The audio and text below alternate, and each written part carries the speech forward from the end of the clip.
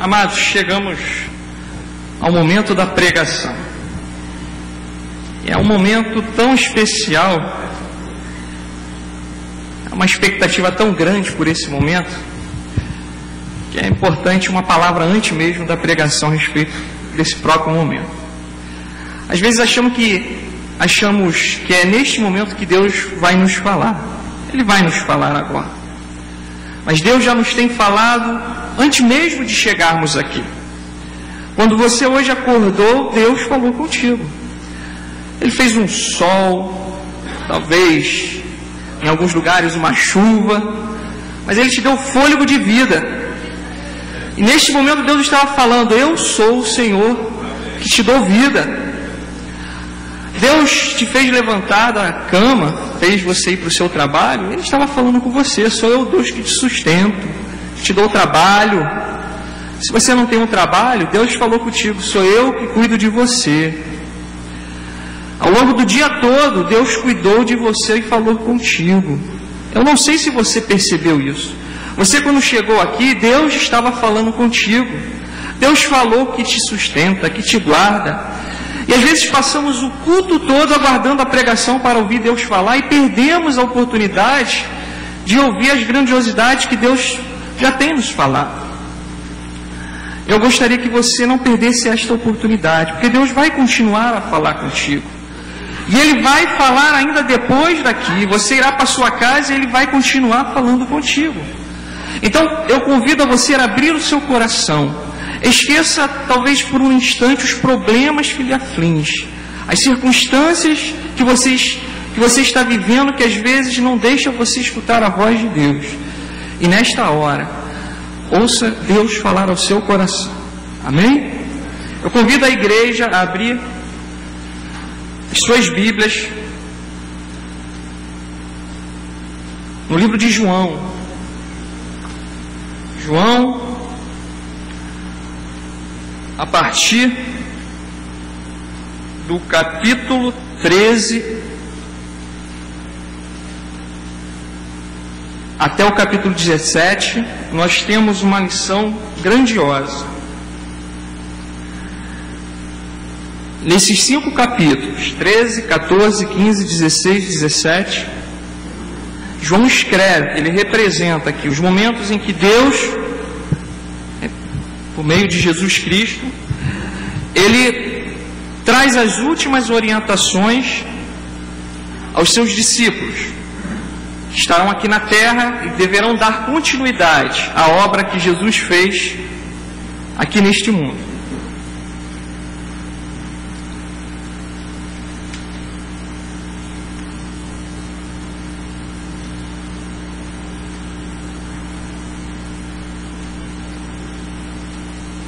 E nesses 5 capítulos, nós temos uma grande lição. E é sobre essas orientações que Jesus deu à sua igreja que eu gostaria de hoje falar aos irmãos. Mais particularmente, quando Jesus Ele fala aos seus discípulos,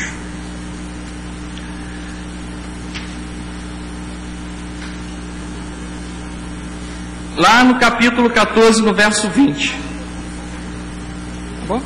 Melhorou? Amém. No capítulo 14, no verso 20, que diz assim: naquele dia conhecereis que estou em meu Pai, e vós em mim, e eu em vós. Repitam comigo, igreja. Naquele dia conhecereis que estou em meu Pai, e vós em mim, e eu em vós. Jesus veio a este mundo realizar a sua obra salvadora, deixou o seu trono de glória, e aqui Ele veio fazer, como a palavra de Deus diz, a vontade do Pai. E a vontade do Pai é que todo aquele que nele crê não pereça, mas tenha vida eterna. Mas Jesus sabia que Ele viria, cumpriria esta missão, e Ele retornaria aos céus.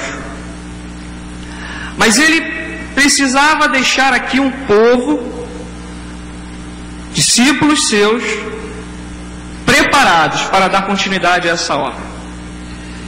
E ele, já sabendo que a sua hora era chegada, o momento da sua morte era chegada, que ele partiria para os céus, ele precisava ter certeza de que seus discípulos tinham entendido esta mensagem, a mensagem do amor, o amor que o fez deixar o seu trono de glória e vir morrer por nós aqui neste mundo, pagar o preço que nós não poderíamos pagar. E ele então, como eu disse, a partir do capítulo 13 até o capítulo 16, ele começa a dar as suas últimas instruções.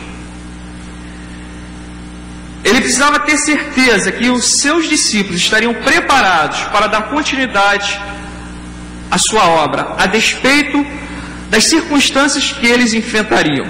Circunstâncias essas que muitos teriam que passar pela morte, provações difíceis de serem suportadas por alguém que não tivesse convicção do amor verdadeiro de Cristo. E Jesus começa dando essas instruções, falando de um novo mandamento. Verso 34 do capítulo 13, ele diz: um novo mandamento vos dou, que vos ameis uns aos outros, como eu vos amei a vós, que também vós uns aos outros vos ameis. Jesus tenta sintetizar toda a sua obra em um único mandamento: o amor. O amor nosso para com Deus, o amor de Deus para conosco, o amor nosso entre irmãos. Mas Jesus queria ter certeza de que esse novo mandamento estivesse marcado nas nossas vidas, de modo que nós estivéssemos identificados, fôssemos identificados por esse amor. Nós entendêssemos que a sua entrega para morrer por nós foi tão grande, amor, que esse amor nos faria os seus discípulos a dar continuidade à sua obra. Mas Jesus, ao falar a respeito desse novo mandamento, ele encontra discípulos precipitados e confusos, apesar de estarem tanto tempo com ele, de presenciarem a sua obra, não entenderem claramente o significado deste amor. Capítulo 13, verso 38, Jesus responde a Pedro: tu darás a tua vida por mim? Na verdade te digo que não cantará o galo enquanto não me tiveres negado 3 vezes. Verso 5 do capítulo 14, disse-lhe Tomé: Senhor, nós não sabemos para onde vais e como podemos saber o caminho? Verso 8 do mesmo capítulo, disse-lhe Felipe: Senhor, mostra-nos o Pai, o que nos basta. E Jesus disse-lhe no verso 9: estou há tanto tempo convosco e não me tendes conhecido, Felipe? Quem me vê a mim vê ao Pai, e como dizes tu, mostra-me o Pai. E no verso 22 ainda também do capítulo 14, disse-lhe Judas, não Iscariote: Senhor, de onde vem que te hás de manifestar a nós e não ao mundo? Jesus percebe então que esses discípulos, ainda tendo presenciado, convivido, passado todo o tempo que ele esteve aqui na terra, vendo as obras grandiosas, obras de amor, eles não entendiam o significado deste novo mandamento. Então, para explicar isso, Jesus então diz: naquele dia conhecereis que estou em meu Pai, e vós em mim, e eu em vós. Ou seja, o amor de Deus por nós é tão grande que nos religou a Deus, nós que outrora fomos separados de Deus pelo pecado. É este amor que nos fez novamente estar em Deus, Deus em nós e Jesus em Deus. E o que isso representa? Isso era exatamente o que Jesus queria que seus discípulos entendessem, para que eles fossem motivados, encorajados, capacitados para dar continuidade na obra de Deus. Jesus queria que eles entendessem, primeira coisa, que este amor que nos fez religar a Deus, é um amor que não nos deixaria órfãos, ainda que Ele não estivesse conosco aqui. Verso 3 do capítulo 14 diz: e quando eu for e vos preparar lugar, virei outra vez e vos levarei para mim mesmo, para que onde eu estiver, estejais vós também. Verso 8: não vos deixarei órfãos, mas voltarei para vós.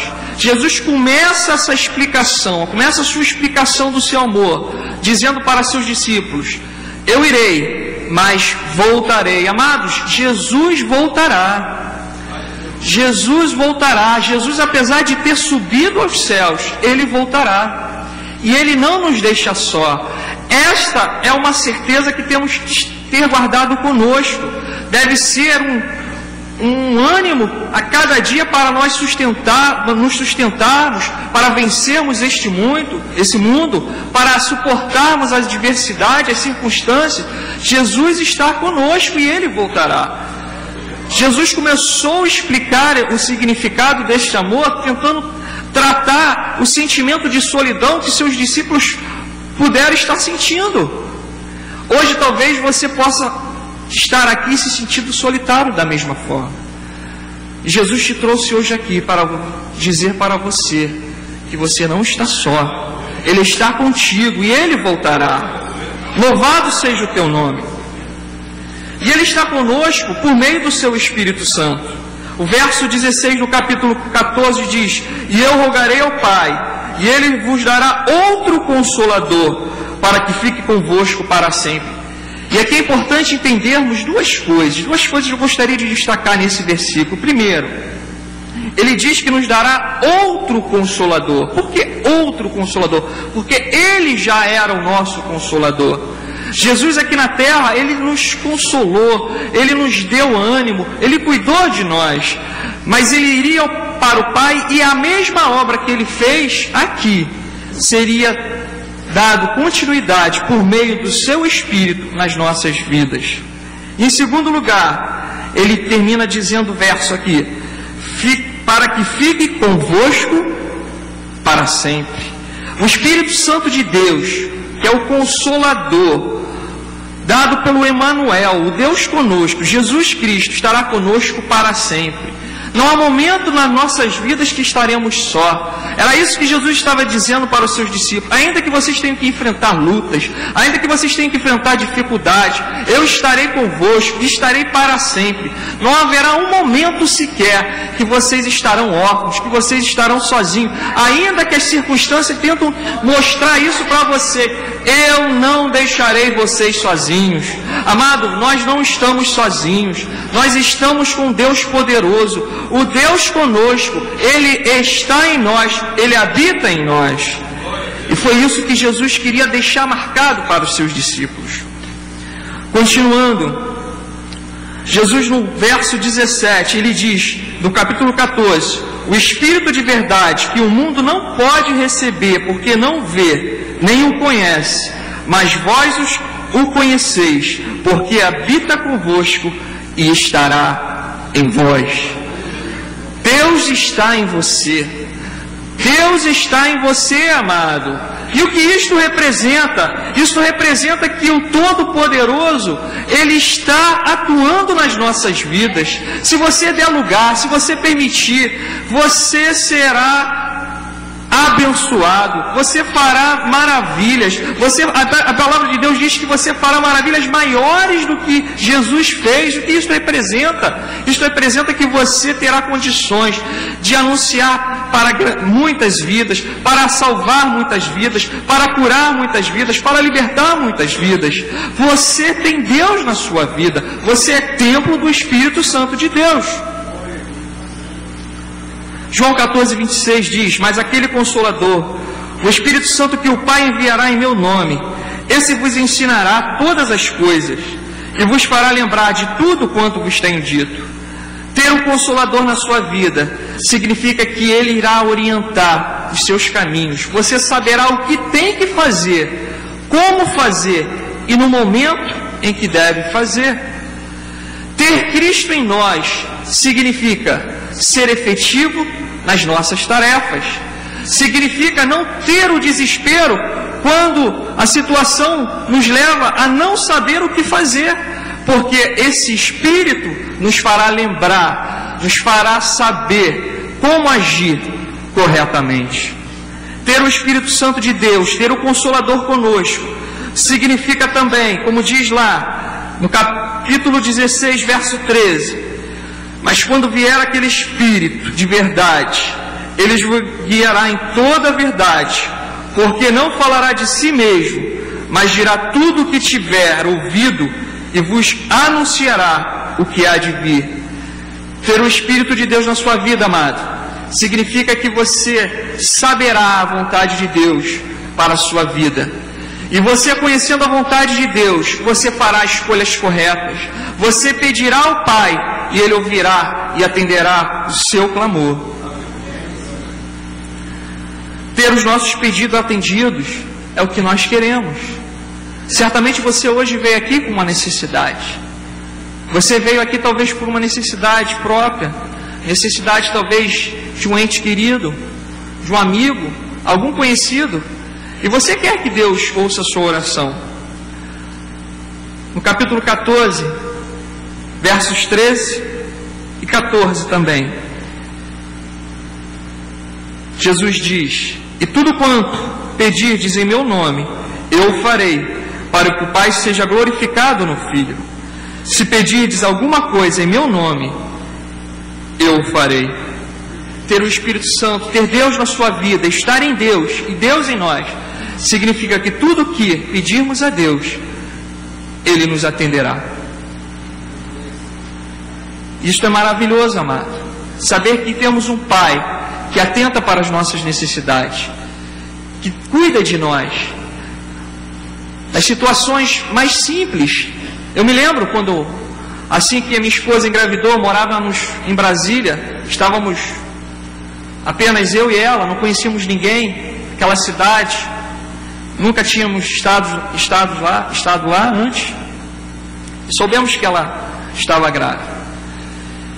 E o que faríamos naquele momento? Não conhecíamos ninguém, precisávamos encontrar um bom médico, alguém que acompanhasse o parto.